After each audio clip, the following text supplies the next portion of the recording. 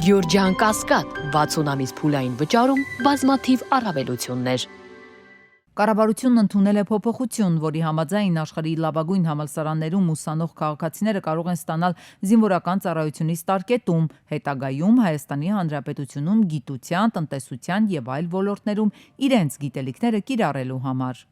Գրեթե 3 տարի առաջ Հանրապետությունը ցնցվեց զինված ուժերում հերթական զոհերի մասին տեղեկության տարածումից հետո։ Գեղարքունիքի Ազատ գյուղի զինվորական կացարանի հրդեհի վերաբերյալ ահռելի քանակությամբ տեղեկություն է այս ընթացքում հայտնվել լրահոսում, բայց այդպես էլ լույս չի սփռվել 15 զինվորների մահվան հանգամանքի վրա։ Ավելին, զինվորների հարազատները նշում են, որ փորձագետների եզրակացությունները հիմա ավելի շատ հարցեր են առաջացնում։ Օրինակ, վերջին նիստի ընթացքում զոհված զինվորների հարազատների հարցերին պատասխանել է հրդեհատեխնիկական ոլորտի փորձագետը։ Նրա պատասխանները, սակայն, տուժած կողմի ներկայացուցիչների զայրույթն է առաջացրել։ Մասնավորապես խոսքը վերաբերել է այն հարցին, թե ինչու է կացարանի հատակը տեղ-տեղայրվել, չնայած տրամաբանորեն դա չպետք է համընկներ դեպքի պաշտոնական բացատրության հետ։ Այլ կերպ ոնց կարար կրակը ասենք, եթե արտաքին կողմից չի անցել, մեկը տեղից մյուսը տակից չի անցել, ոնց է մեկ ստեղա վառը, մեկ արանքը, խոսքի օրինակ մի մետր նորմալ առողջ ապոլը, մեկ այն կողմն է վառվել։ Ասում եմ, չգիտեմ, չեմ կարա ասեմ, բայց այդ հարցին ով կարա պատասխանի այդ դեպքում։ Բազմաթիվ հարցեր են առաջացնում նաև կացարանից դուրս պրծած վկաների ցուցմունքները, ասում են ծնողները։ Օրինակ, ինչպես է երկու անձի հաջողվել դուրս գալ Ճաղավանդակի արենքից, իսկ մյուս 15-ին ոչ։ Ինչու են վկաներն իրար հակասող ցուցմունքներ տալիս։ Միևնույն տեղում տեղի ունեցած գործողություն, որտեղ այդ երկուսը տեսել են, ոնց կարող մեկը մի բան տեսնի, մեկ ուրիշ բան։ Առաջի դուրս եկող ում որ սկզբում են հանե, ասում է կրակը արդեն մի մետրի չափով մտել էր սենյակը, տեղից է ոտքերս վառվե, իսկ ով երկրորդն է դուրս եկի, ասում է կրակը դեռ սենյակ չէր մտել, այսինքն ինչ ա կրակը նահանջում էր, հա արդեն հակառակողությամբ էր գնում, որ երկրորդ դուրս է, որ նրանից հետո է դուրս եկե, կրակ չի տեսել։ Մարդկանց վստահություն չի ներշնչում նաև մեղադրյալի ցուցմունքները, ով նրանց ձևակերպմամբ անգիր արած միևնույն նախադասությունն է անընդհատ կրկնում։ Տպավորություն ունեն, թե բոլորի խնդիրը պաշտոնական վարկածի հաստատումն է։ Պես մեկը չկա, որ հավատա, որ այդ տղեկը այնտեղ մնացին։ Այս սա պատահական դեպք է եղել, բայց ում ձեռով արվե, թուրքի ձեռով արվե, հայի թուրքի ձեռով արվե։ Հայաստանի զինված ուժերում խաղաղ պայմաններում մահերի քննության մասով եղել են եւ կան բազմաթիվ հարցեր։ Իրավապաշտպանների տեսանկյունից նման գործերի քննությունը միշտ ունեցել է մեկ խնդիր՝ զոհերի ներկայացուցիչներին հազվադեպ են տալիս պատասխաններ հանցագործության պատճառների եւ իրական մեղավորների վերաբերյալ։ Բայց մոտ 1 տարի առաջ Եվրոպական նախարարների կոմիտեի կողմից Հայաստանի կառավարությանը հարցադրումներ են ուղղվել հենց նման բովանդակության գործերի քննության մասով։ Նախարարների կոմիտեի արձագանքից հետո բավական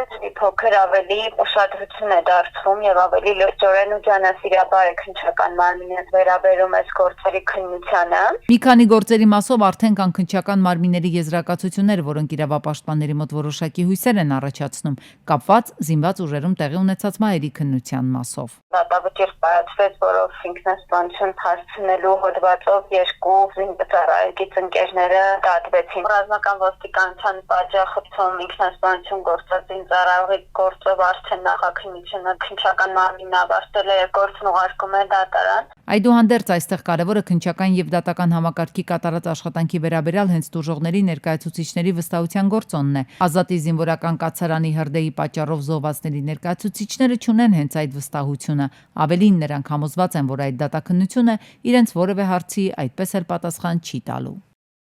Մինչև բու նորակարգին անցնելը քննարկելու, թե մեր զինված ուժերում կանանց ներգրավվածությունն ինչու մեծ չէ, մարդու իրավունքների պաշտպանին հարցնում են, իսկ ինչ բողոքներ ահազանգեր կան հենց կին զինծառայողներից, ինչից են դժգոհում նրանք։ Օմբուդսմենն արձանագրում է սեղանին բազմաթիվ դիմումներ ունեն, նրանց հիմնական մասը կարծրատիպերի պատճառով առաջացած խնդիրների մասին է։ Առաջին հերթին վերաբերում են այն ընդհանուր կարծրատիպերին, որոնք մեր երկրում առկա են,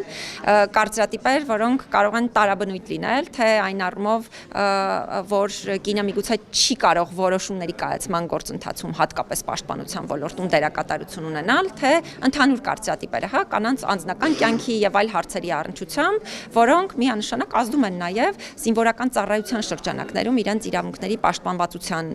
վրա։ Իսկ Հյուսիսատլանտյան ռազմական դաշինքի ՆԱՏՕ-ի գլխավոր քարտուղարի հատուկ ներկայացուցիչը, ով առաջին անգամ է Երևանում, փաստում է, միայն Հայաստանի անվտանգային եւ պաշտպանական համակարգերում չէ, որ կանանց մասնակցությունը ցածր է, եւ դրա պատճառներն էլ ըստ Իրեն Ֆելինի գրեթե ամենուր նույնական են։ Ես չեմ կարող առանձնացնել Հայաստանի համար այսպես ասենք վերհանված որևէ խոչընդոտ, որովհետև դրանք գրեթե բոլոր երկրներում նույնն են, հիմնականում առաջանում են մշակութային առանձնահատկությունների կամ օրենսդրական բացերի պատճառով։ Այս բոլոր խնդիրները արդյունավետ պաշտպանություն եւ անվտանգություն կանանց նշանակալի մասնակցության խթանումը Հայաստանի զինված ուժերում եւ դրանից դուրս խորագրի ներքո Երևանում անցկացվող բարձր մակարդակի միջազգային համաժողովի օրակարգում են։ ՆԱՏՕ-ի կապի գրասենյակի նախաձեռնությունն է։ Համախմբել են պետական ու միջազգային կառույցների դիվանագիտական կորպուսի, քաղաքասարակության եւ փորձագիտական համայնքի ներկայացուցիչներին։ Հայաստանի անվտանգության խորհրդի քարտուղար Արմեն Գրիգորյանն ասում է, մեր երկրի զինված ուժերում կանանց ներգրավումը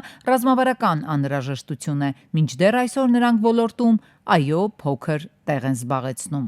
Աշխարհի տարբեր երկրներում իրականացված ուսումնասիրությունները ցույց են տալիս, որ կանանց եւ տղամարդկանց հավասարակշռված մասնակցությունը զինված ուժերում ավելի արդյունավետ են դարձնում այդ կառույցները եւ վերջիններիս ավելի մեծ հաջողությամբ են լուծում բարդ խնդիրները։ Այստեղ մարդու իրավունքների պաշտպան Անահիտ Մանասյանն ընդգծում է, որքան խոսենք անվտանգային եւ պաշտպանական համակարգերում կանանց ներգրավվածությունը խթանելու մասին, որպես առաջնահերթություն պետք է առանձնացնենք ոչ թե քանակական, այլ բովանդակային նպատակները։ Շատ կարևոր է, որպեսզի կանայք ունենան պատշաճ առաջխաղացման հնարավորություններ եւ ունենան նաեւ դերակատարություն որոշումների կայացման մակարդակում։ Այդ առումով պետք է նշեմ, որ Հայաստանում միանշանակ իրավիճակը դեռևս շարունակում է զարգացման կարիք ունենալ, որովհետեւ մենք կարելի է ասել, որ գրեթե չունենք կանայք այս ոլորտում, հատկապես զինված ուժերում որոշումների կայացման մակարդակում ներգրավված։ Զինված ուժերում կանանց նշանակալի մասնակցություն ամբողջ հասարակության ներգրավվածության սկզբունքով։ Մասնագետները մեր երկրին առաջարկում են այս ճանապարհով առաջ շարժվել, շարունակ կարևորելով մարդու իրավունքները, հաշվետվողականությունը, թափանցիկությունը եւ իրավունքի գերակայության պահպանումը։ Համաժողովի ընթացքում ի դեպ քննարկվեց նաեւ կանայք խաղաղություն եւ անվտանգություն օրակարգի շրջանակում Հայաստանի ազգային գործողությունների պլանը։ Առաջընթաց կա, հետագա զարգացման խոչընդոտներ նույնպես։ Վարչապետի խոսքով երկխոսության բացակայությունն է, որ ըստ հայաստանցիների Ադրբեջանի շրջանակներում բան չի փոխվում եւ հակառակը ըստ նրանց Հայաստանի շրջանակներում բան չի փոխվում։ Հայաստանի վարչապետ Փաշինյանն անդրադարձել է հայ եւ ադրբեջանցի փորձագետների փոխադարձ այցերին։ Երկխոսությունը նրա համար է, որ խոսույթում բան փոխվի, իսկ 35-ից 37 տարվա կոնֆլիկտը 5 փորձագետի 2 հանդիպման արդյունքում չի կարող փոխվել։ Մենք ուզում ենք, որ փոխվի, թե ոչ, պետք է պրոցես տեղի ունենա փոփոխության համար, նշել է Նիկոլ Փաշինյանը։ Էկոնոմիկայի նախարար Գևորգ Պապոյանը հայտնել է, որ 2025 թվականի հոկտեմբերին ռեկորդային թվով աշխատատեղեր են գրանցվել 810,074, նախորդ տարվա հոկտեմբերին գրանցվել է 779,151 աշխատատեղ։ Այսպիսով նախորդ տարվա հոկտեմբերի համեմատ այս տարվա հոկտեմբերին աշխատատեղերը ավելացել են 30,923-ով։ 2026 թվականին խմելու ջրի սակագինը սպառողների համար չի թանկանա, այդ մասին հայտնում են ՀԾԿՀ-ից։ Սոցիալապես անապահով բաժանորդների համար հաջորդ տարի սակագինը կկազմի 180 դրամ, մյուս բոլոր բաժանորդների համար 200,42 դրամ։ Հանձնաժողովի կողմից կատարված մոնիթորինգի արդյունքում հաշվարկվել է լրացուցիչ շուրջ 492,000 խորանարդ մետր ծավալ, որը սակագնի վրա ունեցել է դրական ազդեցություն։ Բացի այդ, դրական ազդեցություն է ունեցել նաև մանրածախ ջրամատակարարման ծավալի փոփոխությունը։ Հայաստանի բանկերի միջոցով ֆիզիկական անձանց անունով արտերկրից ստացված փոխանցումների ծավալը 2025-ի սեպտեմբեր ամսին կազմել է $507.4 միլիոն։ 2024-ի սեպտեմբերի համեմատ արձանագրվել է ստացված փոխանցումների ծավալի աճ $105.6 միլիոն կամ 26.3%-ով։ Տվյալները հայտնում էր Կենտրոնական բանկը։ Պետբյուջեից տարեկան ավելի քան 90 միլիոն դրամ գումար է ծախսվել Հայաստանում հաշվառված մեքենայով արտասահմանցի վարորդների կողմից տեսանկարահանման սարքերով արձանագրված խախտումների մասին ծանոթությունների։ Ներքին գործերի նախարարությունը նախագիծ է ներկայացրել Ազգային ժողովի պաշտպանության հանձնաժողովին, որ արտասահմանցի վարորդները ծանոթությունները ստանան Հայաստանում եւ վճարեն սահմանը հատելիս։ Ազգային ժողովի падգամավորները փոխնախարարին տեղեկացրել են, որ խնդիրն անլուծելի է մնացել Զվարթնոց օդանավակայանից սահմանը հատողների համար։ Այս դեպքում եւս հնարավոր չի լինում խախտում կատարածների նկատմամբ հարկադիր ակտ կիրառել եւ երկիր մուտք գործելու արգելք սահմանել։ Արտասահմանցին ուղղակի ծանուցում է ստանում, որ 1 տարվա ընթացքում պետք է վճարի տուգանքը։ Նախագիծն ուշացած են ներկայացրել падգամավորների դատին, դժգոհել են խորհրդարանում։ Ռոզերան չի եք այսքան ուշացրել, խնդիրը անդադ մեզ sense հետևել է եւ հիմա կառուցվածքային փոփոխություններով պայմանավորված մի փոքր հետաընկել։ Բավականին շատերը տեղյակ են սրանից, որ դե մի տարի չեմ ուծի, մի տարի Հայաստան չեմ գալու, կգամ հետո ոչ մի խնդիր չեմ ունենա։ Չենք կարող անհամաչափ մուտքի արգելք սահմանել, ի նկատի ունեմ, ասենք, չգիտեմ, շատ ավելի երկար տարիներ կամ անժամկետ զուտ վարչական իրավախախտման համար, որովհետև առնվազն համաչափության սկզբունքը այդ պարագայում մենք խախտած կլինենք։ Կիբերհանցագործություններից տուժած քաղաքացիները բողոքի ակցիա են իրականացրել քննչական կոմիտեի դիմաց, կառույցից պահանջելով շորթված գումարները։ Ակցիայի մասնակիցները պնդել են ցանցահենների թիրախն ընկել են նաև քննչական պաշտոնյաների թերի աշխատանքի պատճառով։ Մինչդեռ իրավապահ կառույցները հենց իրենց խարդախության զոհերին են մեղադրում անձնական տվյալները թվային խարդախներին փոխանցելու համար, ինչ ըստ իրավապաշտպանների անթույլատրելի պատասխան է։ Ծուղակում հայտնվել է դա միայն ու միայն միամիտ մարդու խնդիրը չէ։ Պարոն Կարապետյան, առաջին անգամ պարտականություն, պաշտպանություն տրամադրելու քաղաքացիներին եւ պետությունը ունի պարտականություն քաղաքացիների ֆինանսական իրավունքները վերականգնելու եւ պետությունը չունի իրավունք ֆինանսական տույժեր կրած քաղաքացիներին մեղադրանքներ ներկայացնելու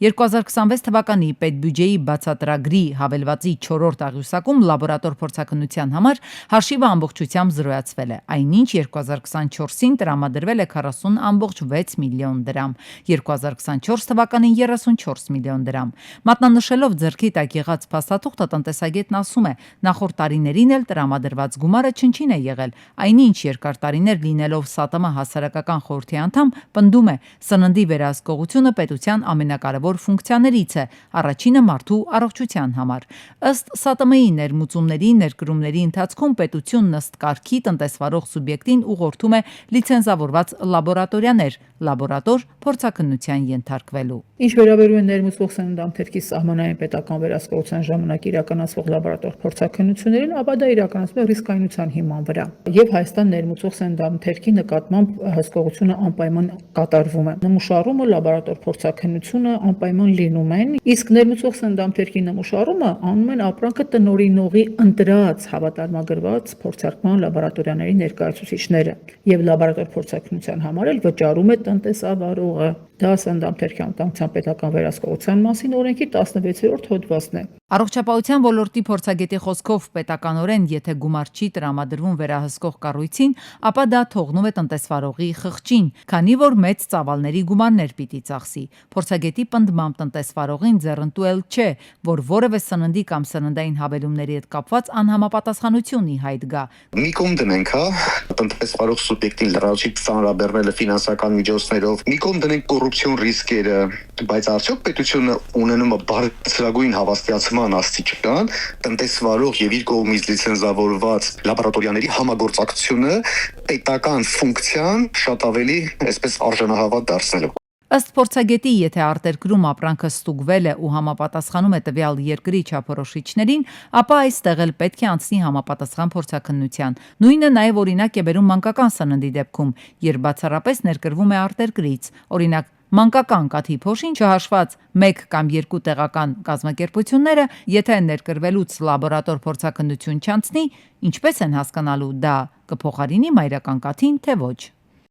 Լրջագույն ռեֆորմներ են պետք ավագ դպրոցներին, ահազանգում են մասնագետները, ասում են դպրոց-բու համագործակցությունը ուժեղացնելու կարիք կա, ավելի պարզ ասած համալսարանական կրթությունը փոխելու հորդոր են հնչեցնում, որպեսզի այսուհետև երեխան բու ընդունվելուց առաջ կոնկրետ մասնագիտության գծով պրակտիկա անցնի։ Եթե մենք ուզում ենք սահուն անցում լինի դեպի բարձրագույն ուսումնական հաստատություն, մի քիչ ավելի պետք է մանրացնել։ Ոչ թե ընտրել օրինակ հումանիտար եւ միայն լեզուները, այլ շատ կոնկրետ անալ։ Օրինակ սոցիոլոգիա ընտրել կամ եթե նա այդ հոգեբանություն է ընտրելու, հոգեբանության հիմունքներ սկսի ուսումնասիրել դպրոցի ավագ դասարաններում։ Հայաստանում կրթական համակարգն ըստ փորձագետների այնպիսին է, որ դպրոցի վերջին 3 դասարաններում շատ աշակերտներ պարզապես ժամանակ ու ռեսուրսներ են վատնում, դիմում են կրկնուսույցի, 1-2 առարկա են պարապում, իսկ մնացածները աչքաթող անում։ Մեր ավագ դպրոցների ծրագիրը իսկապես իրականությունից կտրված է, շատ բան գնում է անիմաստ կրկնության եւ շատ տեսական ճանապարհով, հիշողություն եւ այլն։ Իհարկե շատ ավելի գործնական պիտի լինի ամեն ինչ, բայց ամենակարևոր խնդիրներից մեկը ավագ դպրոցում դա ստեղծագործական աշխատանքներն են։ Արվեստի դերը պետք է շատ ավելի բարձր լինի, քան հիմա է։ Կրթական համակարգը պետք է դպրոցականին պատրաստի բուհական համակարգի համար, ասում է մասնագետը։ Հավելում, աշակերտը մինչև բուհ հասնելը պիտի իր ոլորտին վերաբերող պրակտիկաներ, կամավորական աշխատանքներ անցնի, ինչը սակայն անհնարին կդառնա գյուղական դպրոցների դեպքում։ Այդպիսի փորձ նաև Հայաստանում կա։ Հայաստանի լավագույն դպրոցներից մեկը Շահինյանի անվան ֆիզմատ-տեխնիկոմ դպրոցը, որտեղ միաժամանակ դասավանդում են համալսարանից դասախոսներ, ապահովում են ըստ էության շարունակությունը։ Այստեղ մի հատ բաց կողմ կա, որովհետև դա կարող է վերաբերվել միայն մեծ դպրոցներին։ Իսկ այդպիսի դպրոցները Հայաստանում ընդամենը 1/3-ն է, ոչ ավելը, քան 30%-ը։ Մնացած բոլոր դպրոցները փոքր դպրոցներ են եւ այդ տեսքով կազմակերպելու ուսուցումը շատ դժվար կլինի։ Մյուս կողմից Արա Աթանյանը պնդում է դպրոցը չպետք է սահմանափակվի նեղ մասնագիտացմամբ, քանի որ երեխայի հետաքրքրությունները այդ տարիքում դեռ լիովին ձևավորված չեն։ Երեխան դեռ չգիտի իրեն ինչ է պետք։ Եվ դպրոցի խնդիրը մարդու զարգացումը նեղ ճանապարհով ուղարկելը չի։ Դա բուհի ընդ որում, եթե համասարանական իդեա վերցնենք, նույնիսկ ոչ բակալավրիատի, այլ մագիստրատուրայի խնդիրն է։ Տալ նեղ մասնագիտություն ուղղորդված գիտելիք։ Իսկ դպրոցի խնդիրն է հնարավորինս ներդաշնակ եւ ամբողջական մարդ ձևավորելն է, որը կարող է դեռ կյանքում շատ բան փոխել։ Կրթության ոլորտի մասնագետները համոզված են ավագ դպրոցը արդեն չի բավարարում ժամանակի պահանջներին։ Ակնհայտ է, որ համակարգը հրատապ վերանայման կարիք ունի։ Հակառակ դեպքում արդեն իսկ առաջացած կրթական ճգնաժամը մեր երկրում ավելի խորը արմատներ կգցի։ Արմավիրի մարզում գայլերը գառների են հոշոտել, դեպքը նոյեմբերի 22-ին է տեղի ունեցել Բաղրամյան խոշորացված համայնքի Արգինա բնակավայրում։ 57-ամյա Հարություն Ասատրյանն է ականատես եղել այդ ամենին, ով իր ու գյուղացիների ոչխարները արոտավայր տանելիս է եղել։ Գյուղում սա առաջին դեպքը չի, ուղղակի սա շատ է, էլի։ 1-2 եղել է, բայց դե ասենք քիչ է եղել, էլի։ 5-3 գոհատնի հա։ Էսի ընդդիցամը էսել լրիվ ցագազներ։ Սա վիրավորներն են 15 հատ չփոխեն դրնել։ Գայլերի ոհմակը հոշոտել է նրան ու գյուղացիներին պատկանող մոտ 28 գլուխ ոչխար, այդ թվում մայրացու։ Դրանք հայտնաբերվել են տնից մոտ 4 կիլոմետր հեռավորության վրա, տարբեր հատվածներում։ 15 ոչխար էլ անհետ կորած է համարվում։ Դա չի եղել, սա 15 կիլոմետր գյուղից։ Այդքան տարել են։ Տեղը գոմեդի, մնաց սա 10 տեղը քիշեր։ Հրիվա, էսա, էս նստածները, հանդիքները կա, սա խփած է։ Ընդհանուր առմամբ 57-ամյա Հարություն Ասատրյանը 208 գլուխ ոչխար ունի, որոնց մի մասը գնել է պարտքով։ Ըստ գյուղացիների ամենաշատ վնասը հենց ինքն է կրել, իսկ այդ ընտանիքի ապրուստի գլխավոր միջոցը կենդանիներն են։ Հույս ունեն, որ պատկան մարմինները բազմազավակ ընտանիքին միայնակ չեն թողնի։ Մի քանի անգամ խնդրում ենք, որպեսզի կառավարությունը իրոք օգնության ձեռք մեկնի այս ընտանիքին, քանի որ սա իրենց ապրուստի միջոց է։ Հիմա դուք տեսնում եք ինչքան գառներ, այս գառները ամբողջությամբ հոշոտված են գայլերի ոմակի կողմից։ Տարվա այս եղանակին արտակարգ իրավիճակների մասին տեսանյութերում գրեթե միշտ խոսում են վաղձյան անանցանելի ճանապարհների մեծաքանակ վթարների մասին։ Այս տարի սակայն անսպասելիորեն թեման լրիվ այլ է՝ հրդեհներ միանգամից մի քանի մարզերում, Գեղարքունիք, Լոռի, Տավուշ, տեղն ու տեղը հարց է առաջ գալիս։ Եթե չկա բարձր ջերմային ֆոն, ինչպես կարող է կրակն այդքան արագ տարածվել։ Պարզվում է ջերմային ֆոնը պայման է հրդեհի առաջացման համար, բայց տարածման համար ոչ։ Եթե արդեն իսկ կա հրդեհ, այստեղ հրդեհի տարածման էական երկու պատճառ կա՝ քամի ու խոտազանգվածի չորություն։ Այլ հարց է, թե ինչպես է ի հայտ եկել հրդեհը։ Տեղեկություն էր տարածվել, որ սա արդեն ավանդական դարձած ցանքատարածքների նախաձմեռային հրդեհման հետևանք է։ Վնասակար այս երևույթի հետևանքների մասին շատ է խոսվում, բայց այն դեռ բավականին արմատացած է ֆերմերների շրջանում։ Այդ խոտը ձմռանը դառնալու է պարտանյութ հողի համար։ Հրդեհելով հողի երեսի ամենաօգտակար շերտը, ամբողջ կենդանի օրգանիզմները, ամեն ինչը վերացնում է։ Այդ դեպքում լեռնոտ հատվածներում ինչպես են տարածվում հրդեհները ցանքատարածքներից հեռու, այստեղ էլ խնդիրը հին պապական մեթոդներով իբր անասունների կերի, առատ, աճին նպաստելու փորձերն են հավանաբար։ Գործնականում նույնքան անարդյունավետ եւ անտրամաբանական մեթոդ։ Նաև այս ամեն ինչը անում են, որպեսզի այդ արոտավայրը եկող տարի իբրև ավելի լավ դուրս գա, ավելի շատ խոտ ծլի։ Մարդիկ պետք է հասկանան, որ այդպես եկող տարվա արոտը ավելի լավը չի լինելու։ Կա եւս մեկ շրջանառվող կարծիք, որ սա կարող է դիվերսիա լինել թշնամու կողմից։ Չափազանց կասկածելի է միևնույն պահին երկրի տարբեր հատվածներում դժվար կառավարելի հրդեհների ի հայտ գալը։ Առավել եւս, երբ խոսքը գնում է օրինակ Տավուշի մասին։ Մյուս կողմից թիրախը կարող է լինել նաեւ պարզագույն բիզնես շահը։ Առանց խախտելու ինչ-որ մարդկանց կամ խմբի անմեղության կանխավարկածը, ի՞նչ է լինելու հրդեհից հետո օրինակ։ Ծառերը դառնում են ոչ կենսունակ։ Այո, իսկ ումա պետք որ ծառերը դառնան ոչ կենսունակ, մարդկանց, որ այդ ծառերը մաքրելու են անտառներից, այսինքն դեմն էլ ձմեռա,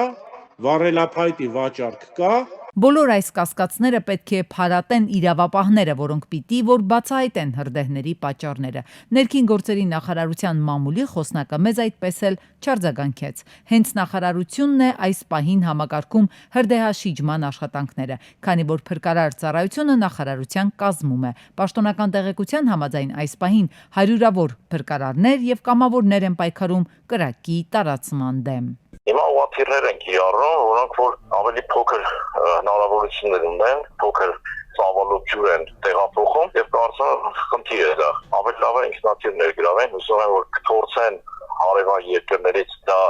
իրականացնել, որ գոնե հիմա լոկալացնեն այդ հրդեհները։ Հաշվի առնելով նախկինում ունեցած փորձը, խոսքը մասնավորապես տարիներ առաջ Խոսրովի արգելոցի հրդեհի մասին է։ Պատկան կառույցները պետք է որ ունենային քայլերի հաջորդականության պլաններ նման արտակարգ իրավիճակներում կիրառելու համար։ Հարևան պետությունները, մասնապես Թուրքիայում խոշորածավալ հրդեհներից հետո կամ Վրաստանում ինչ են անում այդ առումով ներկա եւ ապագա ավելի լուրջ մարտահրավերների դիմակայելու լուրջ գործընթացներ են ուրեմն կատալիզում, իսկ Հայաստանում մենք նույն, այսպես ասած, տաշտակի մոտ ենք։ Մասնագետները վստահ են, որ նման իրավիճակներից խուսափելու միակ միջոցը մարզերի բնակիչների, հատկապես ֆերմերների հետ լուրջ աշխատանքն է։ Առանց նրանց աջակցության այս խնդիրը կրկնվելու է ամեն տարի։